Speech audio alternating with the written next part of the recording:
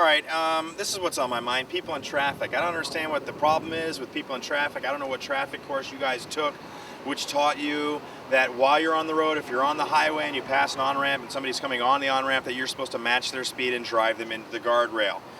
3 things I'd like from drivers. Number 1, get off my butt, okay? 4 feet is not enough reaction time, not enough space to do something if my tire blows out or I'm abducted by an alien. Give me some space so that you have time to react. Number 2, the lane that I'm in is not my lane. It's not your lane. It's not anybody's lane. It's our lane. So don't push your lights on to get me to go faster. Don't get me to move over. Don't flip me off when you go by because you're mad because I'm doing the speed limit and you're Richard Petty in your spare time. Don't do that. Number 4, I skipped 3 because 3 is not important. Number 4, SUVs, turn them in. The reason we're at war right now is because you guys are sucking up the gasoline with your assault / country going vehicle and you live by the beach. You don't need 4-wheel drive, you don't need hyper overdrive, you don't need a gun rack on the roof. Just get rid of them. Buy a Fiesta, something small. You can still be cool in a Fiesta. Put in a nice sound system, a fin on the back maybe. Do the Mexican thing, whatever you have to do, but get off of the SUVs. Leave me alone while I'm in traffic. I'm doing my own thing. You do your own thing. We'll be good. Let's work together, people in traffic. Let's work together. Together. Well, there's a lot of talented people. A lot of talented people in the county. And I found them. Chris, members of the Charming Hooligans, got together to put together some sketches. Using it to showcase our talents. Well, the Charming Hooligans are an improv troupe in Tampa. We've been together for about 5 or 6 years, and we do short form improvisation, some sketches on stage. And, started out as the only improv troupe in Tampa, and now there are like 5 or 6 improv troupes, all really good. We think we're better. That's us. We've been together for a long time and kind of connect, and again, just like Paul and the rest of us, we're sort of on the same page.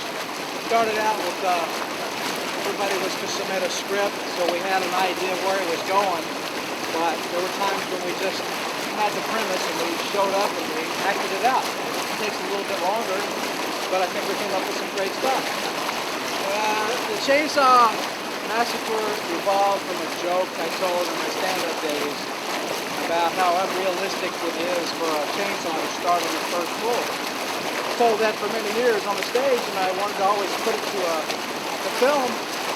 I had the ideas, but we got to the location and we found some great places to shoot. Had some great camera angles, both Chris and myself and Jason, Marty and Tim helped out with audio. It just kind of came together, and I edited it that night. But it was screened at the Aspen Shores Film Festival in February 2005. We got a lot of great comments from international filmmakers.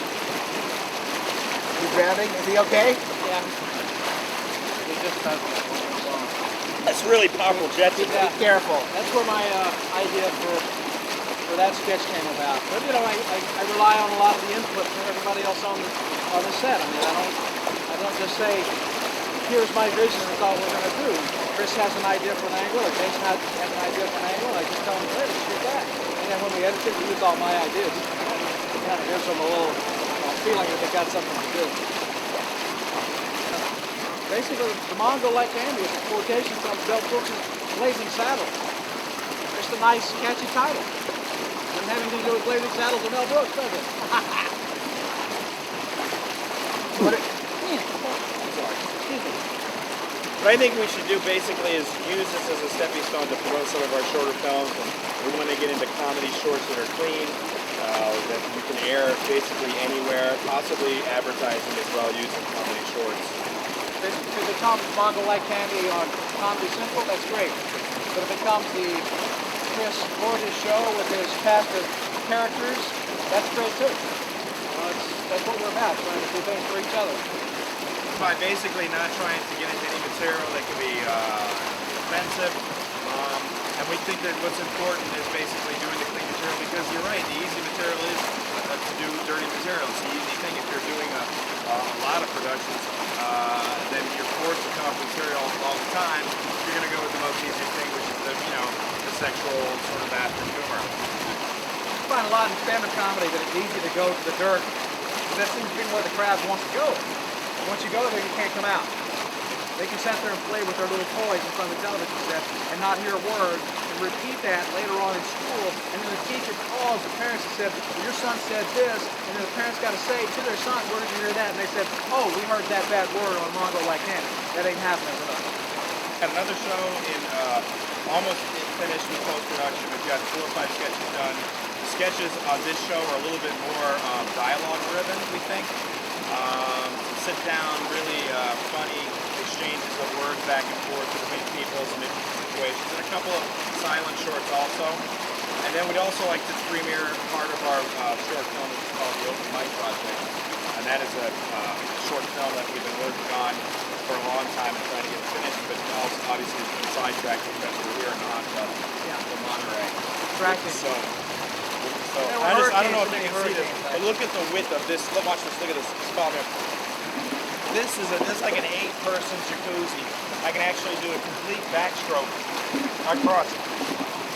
Yeah, we need, if we're going to write sketches with women in it, we don't want to go with kids in the hall type references or Monty Python where the guys dress up like girls. That's been done. I would rather use female talent, and there's female talent out there. Yeah. In our first show, Jason wrote a sketch.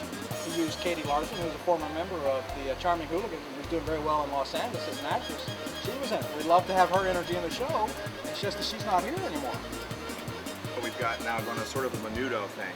You got like a Menudo sketch show where there's no age limit. It's not like when you're 18 you get kicked out of Mongo Like Candy. But when you have other projects that happen, then you're free to leave, and there's no bounds there.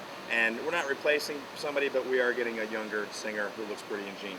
I mean, that's basically the Menudo effect that we have going on. Through no fault of anybody but yours. Well, at this law firm, we're ready to listen. I can't read that font, man. What? I don't know. What's your question? I don't have a question. You were asking a question. No, not really. It wasn't really He asked the important. question. We just want to thank everybody for having us out and letting us pay for our own way. We want to thank the Public Access for the car rental and the jet, the private jet and the big bus that picked us up in San Francisco and took us out onto town. That was a good expenditure of the Public Access funds.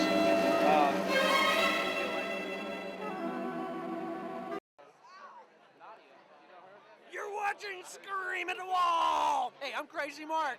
You stay right there! I got about a minute to talk about something apparently that's on my mind.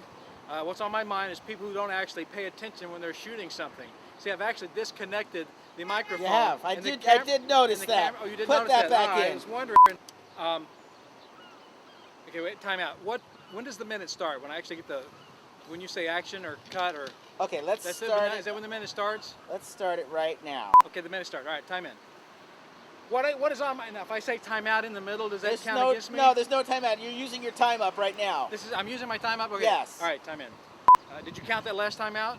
No. All right, time in. Clock's running. You Time got in. 45 seconds. Time in. All right, what's on my mind? You know, what's on my mind is cigarette smokers.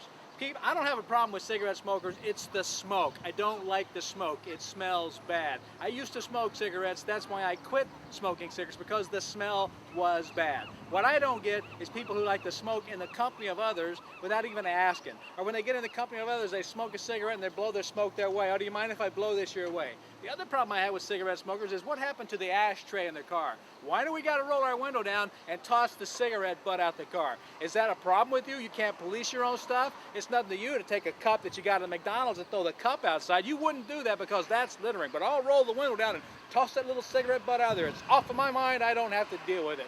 That's what I have a problem with cigarette smokers. Do I like to smoke? I don't like to smoke. Do I have a problem with the smokers? I don't have a problem with the smokers. I don't have a problem with that. And that's my minute. Okay, time out.